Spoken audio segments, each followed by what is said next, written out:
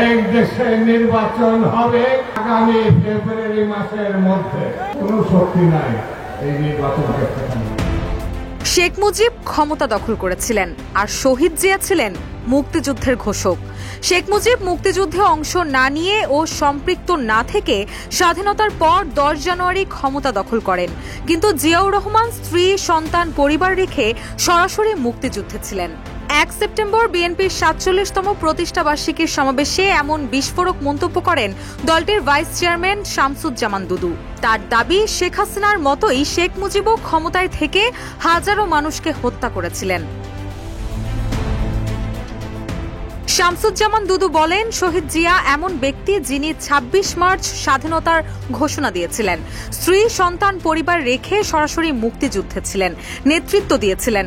কিন্তু স্বাধীনতা ঘোষণা দেওয়ার কথা তো ছিল শেখ মুজিবের, অথচ তিনি কারাগারের নামে সেদিন পাকিস্তানে ছিলেন। এখন যে কোনো ব্র্যান্ডের পুরাতন এসি বদলে নতুন ওয়ালটন এসিতে উপভোগ করুন 25% ছাড়।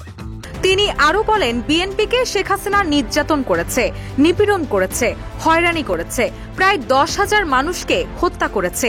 শেখ মুজিবও 72 থেকে 75 সালে 40 থেকে 50,000 মানুষকে হত্যা করেছিল। দুর্ভিক্ষে লক্ষ লক্ষ মানুষ মারা গিয়েছিল। বাকশাল গঠন করে গণতন্ত্রকে হত্যা করেছিল।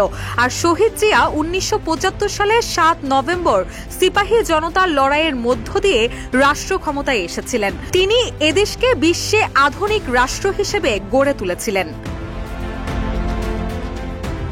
নির্বাচন প্রসঙ্গে বিএনপির এই নেতা বলেন, ফেব্রুয়ারির মধ্যেই নির্বাচন হবে। এমন কোনো শক্তি নেই যে নির্বাচন বন্ধ করতে পারে। বাংলাদেশের মাটিতে আর কোনো ষড়যন্ত্র হতে দেব না। বাংলাদেশের মানুষ পছন্দের প্রার্থীকে ভোট দেবে, পছন্দের মানুষকে নির্বাচিত করবে। তিনি আরো বলেন, তারেক রহমানের নেতৃত্বেই আগামী নির্বাচনে জয়ী হবে বিএনপি। বাংলাদেশের মানুষ তারেক রহমানকে চায়। এজন্য স্বাধীনতা, সার্বভৌমত্ব ও গণতন্ত্র রক্ষায় সবাইকে ঐক্যবদ্ধ থাকতে হবে। প্রতিবেশী দেশে হত্যাকারী লুটেরা স্থান নিয়েছে, এজন্য আমরা যে যেখানেই আছি না কেন আমাদের ঐক্যবদ্ধ থাকতে হবে। রুশা সুর, নিউজ ডেস্ক, ইত্তেফাক।